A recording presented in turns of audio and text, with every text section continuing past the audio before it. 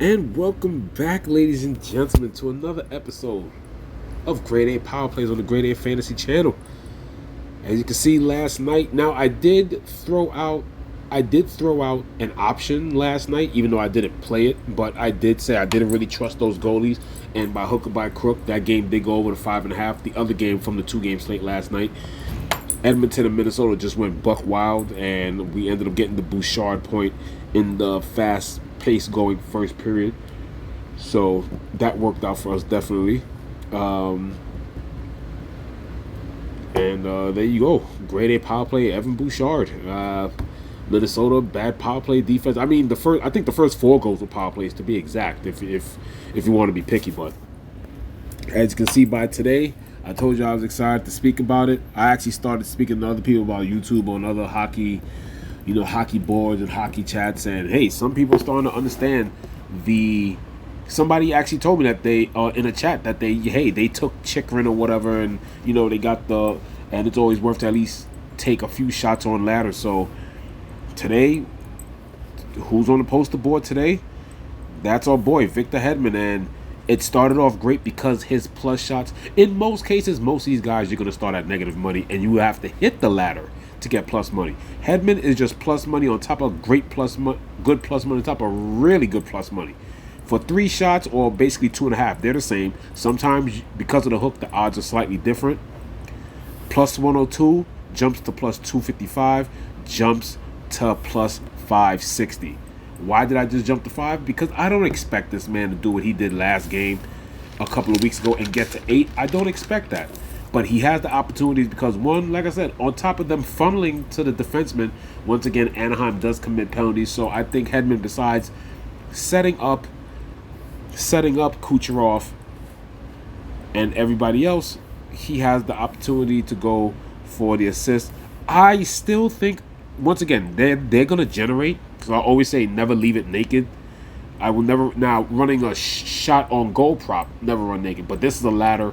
Him by himself would be a good point itself, but I mean would be good profit itself. But oh, sorry about that. I was looking at this game. We are about to get into that game in a minute because it's my favorite game, fantasy wise and betting wise on the slate.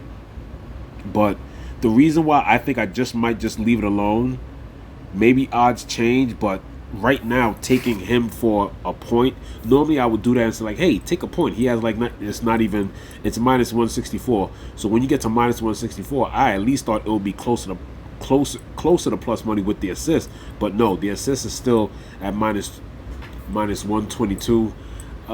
So if anything, this would be one of the few times. I mean, you can do it if you want to.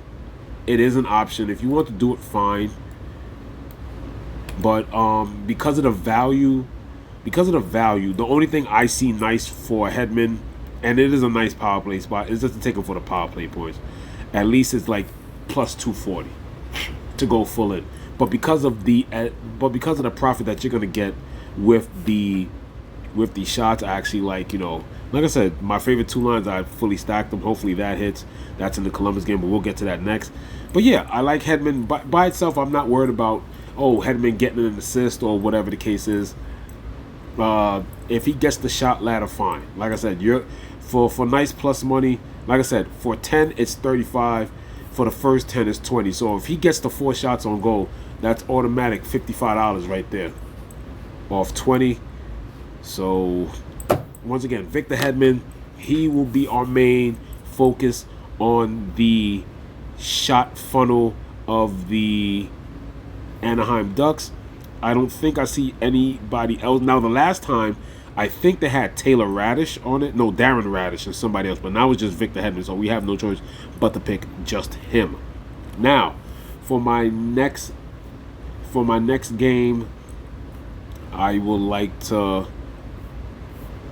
at first, in my notes. Now, if the odds change, I'm waiting to see who's going to be the goalie.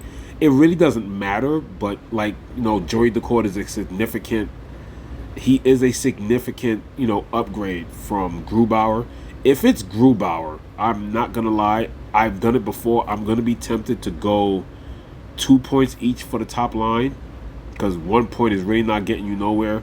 I mean, even 1 point for Gabriel Velarde is at 148. So if I'm not interested in getting to the 2 points where everybody is plus money, and it can happen against the Kraken, because not only is Winnipeg one, not only is Winnie one just great on 5-on-5, but they're the top power play this season. So if that's the case, and Seattle doesn't give up a lot of penalties, no, I've gone over this before, but Seattle's one of those teams that have a bottom 10 penalty kill. So even if they only give up 1 or 2 penalties in the entire game, one of those penalties they can take advantage of. And the power play props for even a powerful team like Winnipeg are still decent. You're not really getting anybody in the plus 300s, maybe except for Morrissey. If you take, well, Morrissey's 400, so it's worth a shot. I am not taking it yet. It's something that I'm just waiting for because the goalies aren't confirmed as of yet, not for that game. Right now, I think the only confirmation is that Connor Hellebuck is likely to start. So, as you can see there by those power play odds, I definitely like that. But hey, the betting main event, I was looking at Detroit, Florida. I pretty much scratched that out because of all the notes that I wrote for this game. A lot of NHL prop bettors are going to be talking about this, so why not me? I'm just waiting for more information. That's why my video is coming out so late. So better now than never. But I love this game right here. Let's just go to the basic points. Now, basic points, you're not getting much value from, the top line. I mean, obviously, it helps to have Fantilli at 148. When I did these notes, I think these odds are still the same. When I looked at it, yes, so they're still the same. So I can read it off from what I have right here without even doing it on the screen. Fantilli, Marchenko is still, it's right there, even money, just on the minus side, minus 101. Fantilli, Voronkov is plus 122. If you rack up all three, and obviously the only reason why, Voronkov, Marchenko, I didn't write that down, but that is not really getting, that's minus 10 or whatever. So if anything, these guys can correlate on 5-on-5. They're at home, they're going to get the best matchups. So all three of them together, I have it at plus 168. Like I said, it hurts that Marchenko is so high. But all three together right now on Fan Duel, San Jose 2, fully correlated. That's plus 304. Celebrini, Eklund, and Toffoli. I also like the power play matchups on both ends. I don't think I ever stacked a game before, but both matchups are good at the power play. But I'm just going to pretty much go like this. It's still nice. Yes, Werenski is pretty much a guaranteed point on the power play. But we're just going to go for the value here. Yes, you can go for Werenski. Marchenko's still fine at 210. But we're going to correlate both teams' power play ones. So, Jake Wallman is also a good risk at 420. I still see they don't have Celebrini here, so I'm going to wait.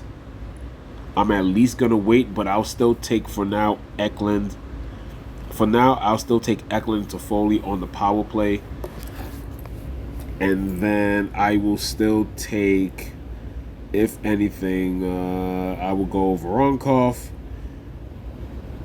I will go Voronkov and definitely Fantilli. If it helps, just going for a lot of supreme odds right here. Like I said, so when it comes to all these bets, and then hey, why the hell not? We'll just go for Jake Wallman. Okay, all these bets are good. So if all these bets are high price, so if I hit, or if you tail these and you hit at least 2 of these, you're making your money back from all the other bets. So Wallman for a power play point. Adam Fantilli, yes, I know I could go Werenski. Yeah, I'll probably end up doing it later because it's Celebrini that I'm waiting for to see if they're there because they are fully correlated and Wallman's the quarterback. But right now, all I could get is Jake Wallman, Toffoli, and Eklund right now. So we'll just put that in. Hopefully, both sides get really aggressive on the power play. It's a power play matchup, good on both ends. Both teams, surprisingly, are right next to each other when it comes to minutes. 376 minutes, right there in the middle of the league. 15th and 14th correspondingly. But both teams are under the 80% threshold that will make you worry about a PK. But San Jose, 78.6%. And guess what? They confirmed a long time ago Georgiev to start. So, better chance right there. Elvis Merzlikins is the main Columbus goalie, but it's still a 73.8% penalty kill on that side. And when it comes to the last 5 games, Merzlikins is 5-1. The reason why he's 5-1 is because of that high-powered top line. Columbus is on a hot streak, but Merzlikins is giving up exactly 3 goals a game. If you want to be exact, 3.09. He still has an 89% save percentage under the 90 threshold. Also under the 90 threshold is Georgiev. He's also 89%, but 1 of 4 in his last 4 starts. And most importantly, when it comes to the Columbus side, and it's a good San Jose power play matchup for Columbus, Georgiev is giving up 3.5. So on a bad day, Georgiev is giving up 4 really to the stats, while Merzlikins is hovering just above 3 at 3.09. So we have that. So most importantly, when it comes to my notes, we're still waiting for Celebrini. Like I said, I still got to look at my notes. I just did what I liked just now, but I don't think I did everything on my notes here. But yes, Wallman, Fantilli, yes, I got Fantilli. Voronkov, yes. Toffoli, Eklund, yes. So we're waiting for Celebrini.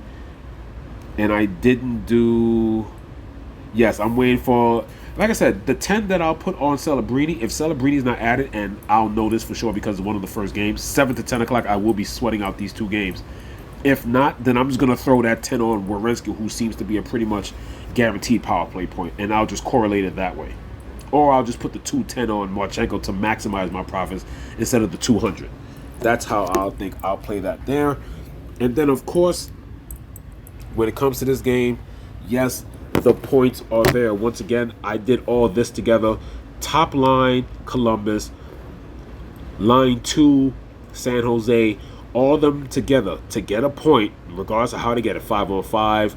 Sometimes it gets split, and then a guy gets an empty net letter, or they help somebody else with an assist. As long as everybody in Columbus 1, San Jose 2 get a point, that's 121 altogether. Once again, Columbus by themselves, if you want to stack that high-powered offense, Fantilli has done a great job there in the absence of Moynihan, who's still injured on IR, plus 168. Plus 304 for that Celebrini, Eklund, Toffoli line. And I have also on paper notes of the different combinations. Celebrini, Eklund, plus 163. Celebrini, Toffoli, plus 159. Toffoli, Eklund, plus 210. And then, like I said, because, once again, when you look at the points, because Marchenko, well, let me go up to the regular points. Because Marchenko is so high, I mean, you can do it, but obviously your more favorable combo would be Fantilli and Voronkov. At least that's plus money. Like I said, a little plus 122. So, like I said, I'll be focusing on that. The only thing I might sprinkle on something later would be the Seattle-Winnipeg game. Other than that, that is your preview for today. Grade A Power Plays featuring Victor Hedman. Let's continue to attack the Anaheim Mighty Ducks defenseman shot on goal funnel. This is Grade A Power Plays on the Grade A Fantasy channel. Signing off.